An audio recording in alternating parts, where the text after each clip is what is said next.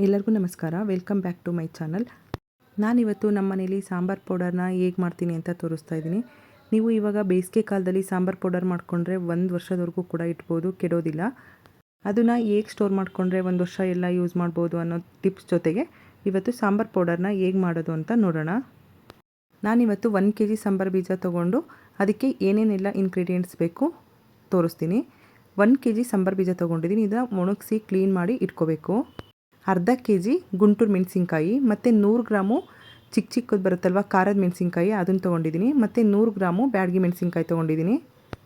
1/4 kg ಉದ್ದಿನಬೇಳೆ, 1/4 kg ಕಡಲೆಕಾಳು, 1/4 kgಯಷ್ಟು ತೊಗರಿಬೇಳೆ ಮತ್ತು ಒಂದು 100 ಗ್ರಾಮಷ್ಟು ಅಕ್ಕಿ, 1/4 kgಯಷ್ಟು ಜೀರಿಗೆ, 10 ಗ್ರಾಮು ಗಸಗಸೆ, 10 ಗ್ರಾಮು ಸೋಂಪು ಕಾಳು, 10 ಗ್ರಾಮಷ್ಟು ಲವಂಗ, 10 ಗ್ರಾಮ್ ಚಕ್ಕೆ ಮತ್ತು ಒಂದು 10 ಗ್ರಾಮಷ್ಟು ಉದ್ದಿನಬೇಳೆ, 5ರಿಂದ 6 ಪೀಸಷ್ಟು ಜಾಯಿಪತ್ರೆ ಮತ್ತು ಮರಾಠಿ ಮೊಗ್ಗು ಮತ್ತು ಅನಾನಸ್ ಹೂವು ಎಲ್ಲ ಒಂದು 5ರಿಂದ 6 ತೊಗೊಂಡಿದ್ದೀನಿ.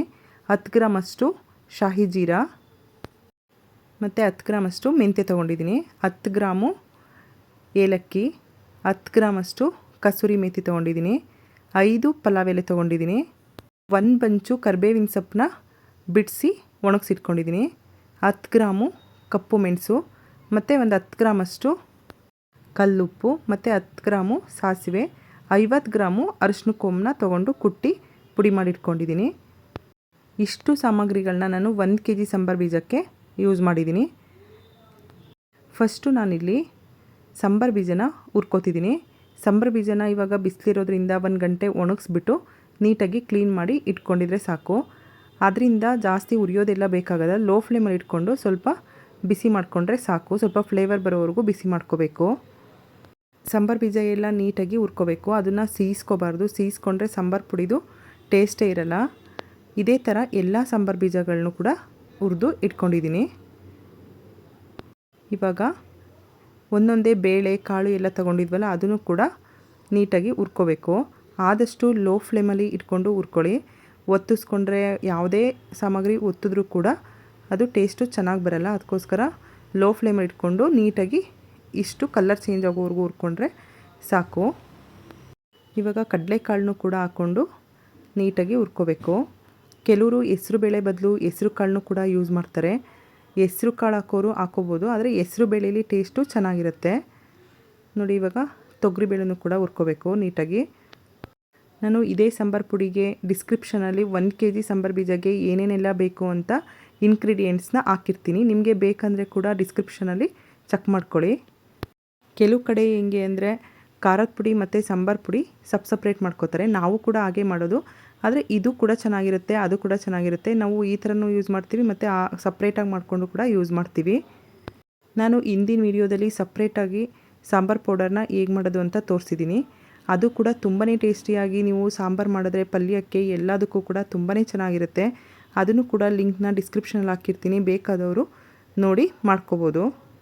ಜೀರಿಗೆ ಹುರ್ಕೋಬೇಕಾದ್ರೆ ಲೋ ಫ್ಲೇಮಲ್ಲಿ ಇದು ಫ್ಲೇವರ್ ಬರಬೇಕು, ಜೀರಿಗೆದು ಅಷ್ಟು ಹುರ್ಕೋಬೇಕಾಗುತ್ತೆ.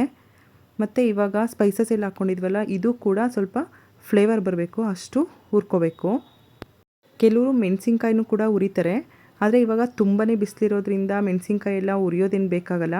ಚೆನ್ನಾಗಿ 1-2ರಿಂದ 3 ಗಂಟೆಗಳ ಕಾಲ ಚೆನ್ನಾಗಿ ಮೆಣಸಿನ್ಕಾಯಿನ ಬಿಸಿಲಲ್ಲಿ ಒಣಗಿಸಿ ಇಟ್ಕೋಬೇಕು. ನಾವು ಖಾರದ ಪುಡಿ ಆಗಿರ್ಬೋದು, ಸಾಂಬಾರು ಪುಡಿ ಆಗಿರ್ಬೋದು, ಯಾವುದೇ ಮಸಾಲ ಐಟಮ್ಸ್ನ ಸಮ್ಮರಲ್ಲಿ ಮಾಡಿಟ್ಕೊಂಡ್ರೆ ತುಂಬಾ ದಿನ ಯೂಸ್ ಮಾಡ್ಬೋದು. ನೋಡಿ, ಈ ಥರ ಲೋ ಫ್ಲೇಮಲ್ಲಿ ಇಟ್ಕೊಂಡು ನೀಟಾಗಿ ಎಲ್ಲ ಇಂಗ್ರೀಡಿಯೆಂಟ್ಸ್ನು ಹುರ್ಕೋಬೇಕು. ಈ ಸಾಂಬಾರು ಪೌಡರ್ನ ನೀವು ಸಾಂಬಾರಿಗೂ ಯೂಸ್ ಮಾಡ್ಬೋದು ಮತ್ತು ರಸಮ್ಗೆ ಮತ್ತು ಬಿಸಿಬೇಳೆ ಬಾತ್ ಮಾಡ್ತೀವಲ್ವ ಅದಕ್ಕೂ ಕೂಡ ಇದನ್ನು ಯೂಸ್ ಮಾಡ್ಕೋಬೋದು. ಬಿಸಿಬೇಳೆ ಬಾತ್ ಕೂಡ ತುಂಬಾ ಟೇಸ್ಟಿಯಾಗಿ ಚೆನ್ನಾಗಿ ಬರುತ್ತೆ. ಈ ಥರ ಸಾಂಬಾರು ಪೌಡರ್ನ ನೀವು ಒಂದ್ಸಲ ಮನೆಯಲ್ಲಿ ಟ್ರೈ ಮಾಡಿ ನೋಡಿ. ಹೋಟೆಲಲ್ಲೆಲ್ಲ ಊಟ ಮಾಡ್ತೀವಲ್ವ ಸಾಂಬಾರು, ಅದ್ರಿಗಿಂತನೂ ಟೇಸ್ಟ್ ತುಂಬಾ ಚೆನ್ನಾಗಿ ನಾವು ಮನೆಯಲ್ಲೇ ಸಾಂಬಾರು ಪುಡಿ ಮಾಡ್ಕೋಬೋದು.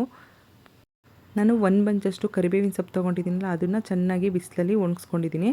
ನೀವು ಒಣಗಿಸೋದು ಬೇಡ ಅಂತ ಅಂದರೆ ಬೇಕಂದರೆ ಬಾಣಲೆಯಲ್ಲೂ ಕೂಡ ನೀಟಾಗಿ ಹುರ್ಕೋಬೋದು, ಆದರೆ ಒಣಗಿಸಿದ್ರೆ ಚೆನ್ನಾಗಿರುತ್ತೆ.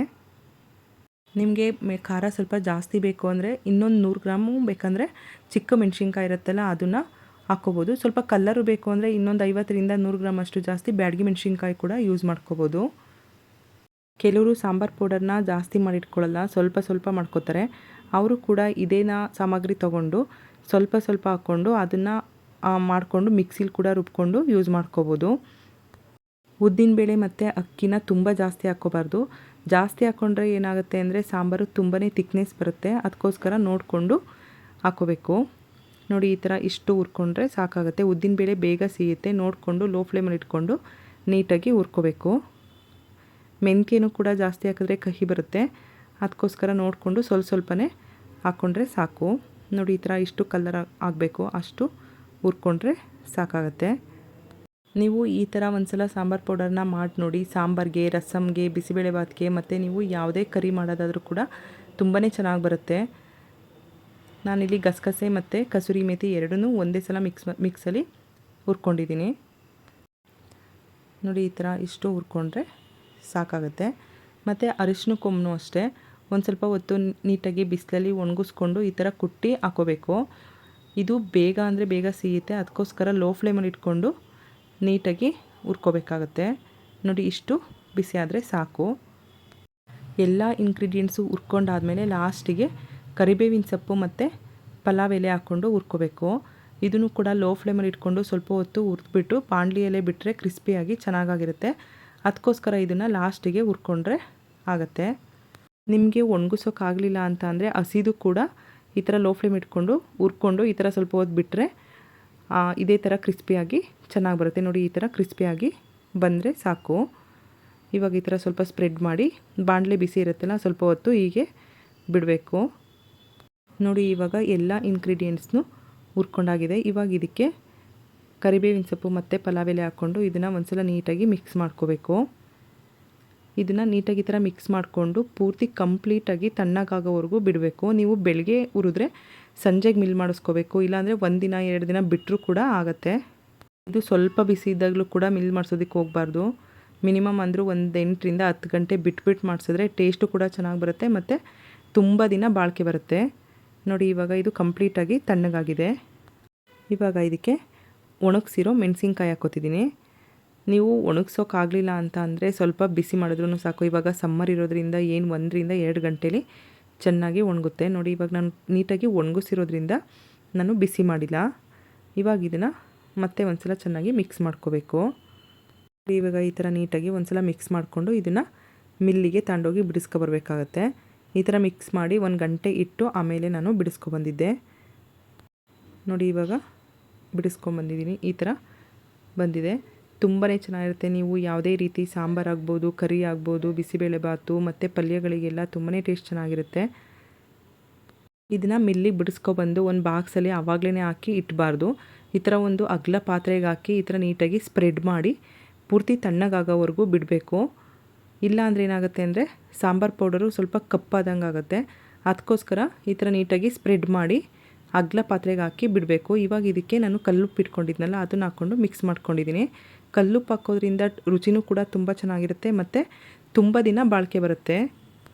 ನೋಡಿದ್ರಲ್ಲ, ಇವತ್ತಿನ ವಿಡಿಯೋದಲ್ಲಿ ನಾನು ಸಾಂಬಾರು ಪೌಡರ್ನ ಹೇಗೆ ಮಾಡೋದು ಅಂತ ತೋರಿಸಿದ್ದೀನಿ. ಈ ಥರ ಮಾಡಿ ನೋಡಿ ಒಂದ್ಸಲ. ತುಂಬಾ ಟೇಸ್ಟಿಯಾಗಿ ಸಾಂಬಾರು ಆಗ್ಬೋದು, ಗೊಜ್ಜುಗಳಾಗ್ಬೋದು, ಎಲ್ಲದಕ್ಕೂ ಅದ್ಭುತವಾಗಿರುತ್ತೆ. ನಿಮಗೂ ಕೂಡ ಇವತ್ತಿನ ವಿಡಿಯೋ ಇಷ್ಟ ಆಯಿತು ಅಂದರೆ ಪ್ಲೀಸ್ ನಮ್ಮ ಚಾನಲ್ನ ಲೈಕ್ ಮಾಡಿ ಮತ್ತು ನಿಮ್ಮ ಫ್ರೆಂಡ್ಸು ಫ್ಯಾಮಿಲಿ ಜೊತೆ ಶೇರ್ ಮಾಡ್ಕೊಳ್ಳಿ. Thank you for watching.